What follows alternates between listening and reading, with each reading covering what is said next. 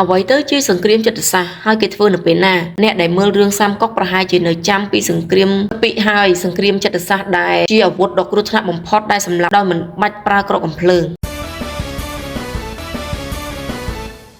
ជំរាបសួរពុកម៉ែបងប្អូនជនរួមជាតិទាំងអស់គ្នាជាទីគោរពស្រឡាញ់សូមស្វាគមន៍មកកាន់ Channel Page និង TikTok ពីរំស្រីឡែន LNN របស់នាងខ្ញុំដែលនិយាយពីអត្ថបទពិភាក្សាដ៏ស៊ីជម្រៅលើព្រឹត្តិការណ៍ជាតិនិងអន្តរជាតិសំខាន់ៗជុំវិញពិភពលោកដោយនៅយុគសម័យបច្ចុប្បន្ននេះសង្គ្រាមមិនត្រឹមតែកើតឡើងលើសមរភូមិប្រដាប់អាវុធប៉ុណ្ណោះទេប៉ុន្តែវាក៏កំពុងតែវាយលុកមកលើផ្លូវចិត្តនិងស្មារតីរបស់យើងរាល់ថ្ងៃផងដែរបងប្អូនសូមនិយាយពីរឿងសង្គ្រាមចិត្តសាស្ត្រឲ្យបងប្អូនកំសាន្តតែចុះអ្នកណាខ្លះត្រយតាមទឹកទៅតុងអ៊ូអត្តន័យនោះគឺឆាវឆាវមានត80,000នាក់ដែលតុងអ៊ូមិនមែនជាដៃគូរបស់ឆាវឆាវឡើយក៏មិនបាច់ចង់សម្ព័ន្ធមិត្តជួយច្បាំងលាវប៉ៃដែលបងប្អូនទុកឲ្យឆាវឆាវច្បាំងតែជាមួយលាវប៉ៃម្នាក់ឯងបានហើយនេះជាវិធីមួយដែលបានផ្ដល់ផលដ៏អស្ចារ្យមែនទែនមេតបនឹងទីប្រឹក្សាខាងតុងអ៊ូមានការផិតភ័យយ៉ាងខ្លាំងហើយភាគច្រើនបានផ្ដល់យោបល់ឲ្យតុងអ៊ូកុំឲ្យរវល់នឹងលាវប៉ៃគ្រប់គ្នាព្រោះខ្លាចការគំរាមកំហែងរបស់ឆាវឆាវបងប្អូន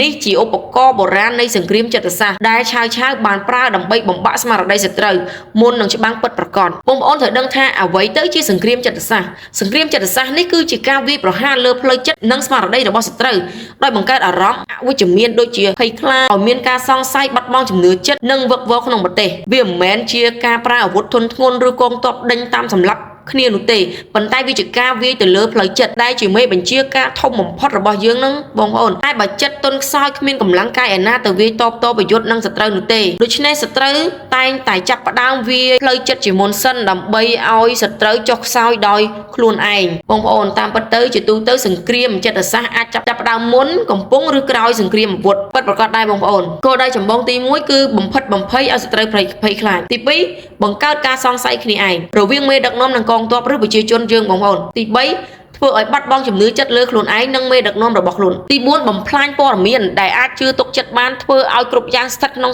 ការស្មាននិងឲ្យមានចចាមអារាមទៅវិញបងប្អូននឹងមានការច្រើនទៀតតែវិធីសាស្ត្រដ៏មានប្រសិទ្ធភាពបំផុតគឺមិនប្រើព័ត៌មានคล้ายៗដែលងាយរកពិតបាននោះទេផ្ទុយទៅវិញការវាយទៅលើព័ត៌មានសម្ងាត់ការសម្រេចចិត្តរបស់មេដឹកនាំជារឿងដែលប្រជាជនសាមញ្ញមិនអាចដឹងការពិតច្បាស់លាស់នោះឡើយដូច្នេះពេលខ្លះចចាមអារាមអាចคล้ายជាការពិតតាមរយៈការផ្សព្វផ្សាយអត់ឈប់ឈររហូតបង្កើតជាភាពវឹកវរពេញប្រទេសតែម្ដងបងប្អូន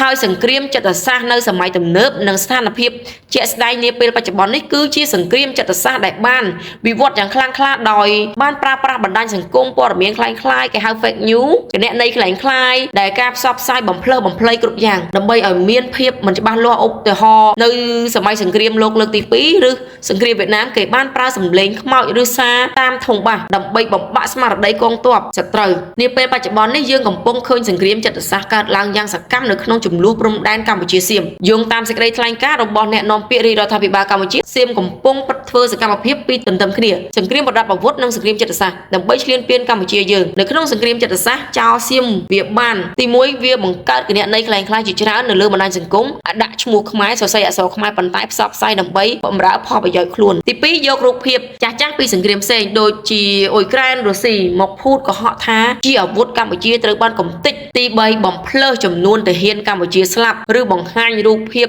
คล้ายៗដើម្បីបំបាក់ស្មារតីប្រជាជនខ្មែរនិងបំបែកសាមគ្គីភាពរវាងពលរដ្ឋនិងថ្នាក់ដឹកនាំកម្ពុជាយើងអញ្ចឹងណាបងប្អូនទោះបីជាមានការវាយប្រហារបែបនេះក្តីតែមហាគ្រួសារខ្មែរយើងមិនងាយចាញ់បោកពួកចៅសៀមនោះទេប្រជាជនខ្មែរយើងមិនបានចេញមុខប្រតិកម្ម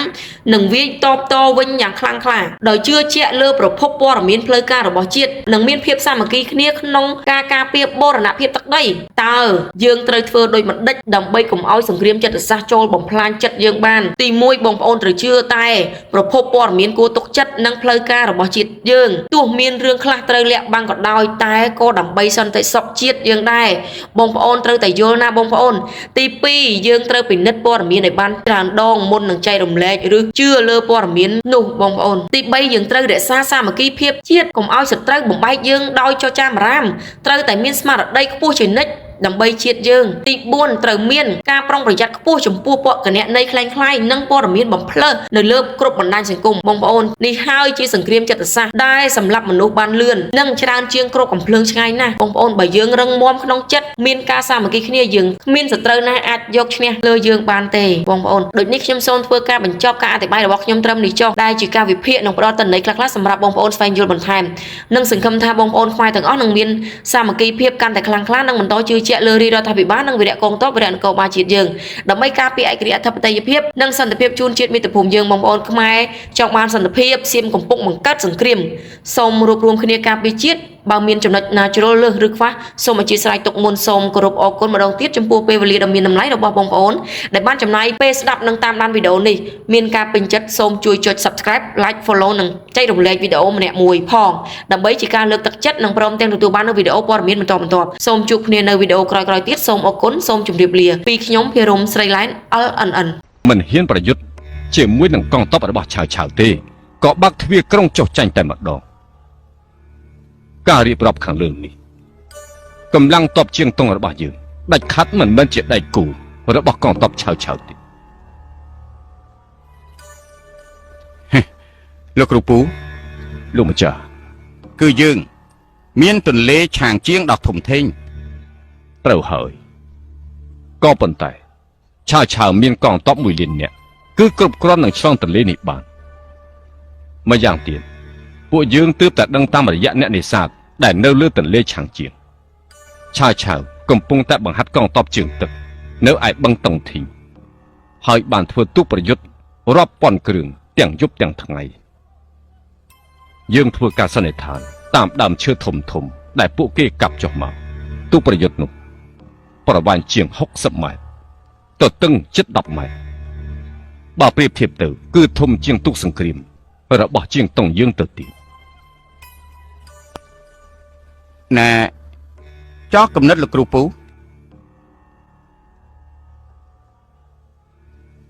ហើយបើប្រយុទ្ធជាងតុងប្រកាសជាមានមនុស្សស្លាប់ច្រើនចុះចូលទើបអាចការពារទឹកដីនិងប្រជារាស្ត្រសូមលោកម្ចាស់ដឹកនាំក្រុមមន្ត្រីនិងប្រជារាស្ត្រនៅក្នុងគេមានហេតុផលរបស់គេតាមទស្សនៈពួកគេគឺគួរតែចោះចាញ់មែនការបង្កើតនៅចលនាដែលយើងហៅថាយើងរួមគ្នាដើម្បីជាតិ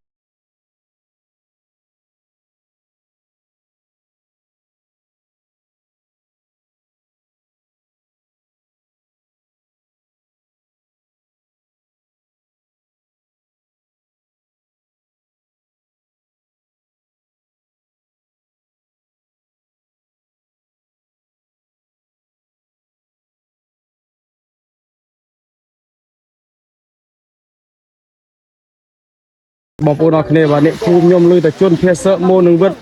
ខ្ញុំក៏នេះចាប់ដើមរីងក៏អរគ្នានេះកន្លះកញ្ជឺនេះមកកញ្ជឺដើម្បីយកទៅជួយជន់ភាសបងប្អូនអរគ្នាបាទនោះទីទិនអស់ទេនោះងុយនោះទិនមកអស់ទេបាទតាមប្រទេសបានទីបានមកក្បួយហ៎ចាញ់ក៏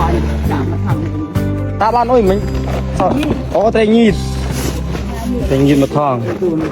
ញ៉ាំនំលៀងនោះខ្ញុំត្រៃដាក់គឺពីដឺរីលុយខ្ញុំដឺរីត្រៃងីតយកទៅជួយជន់ភាសាអូមីងនេះបាន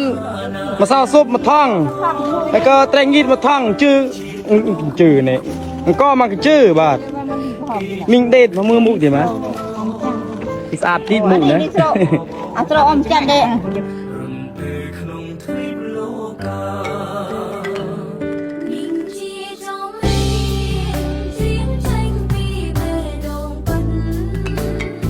យាយគិតបានបន្តមកជឿកទឹមមកថងតែប្រៃមកថង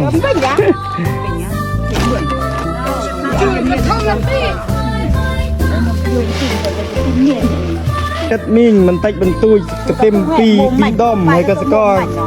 កន្លះគីឡូជួគ្នាអង្គត់មែនស្រាប់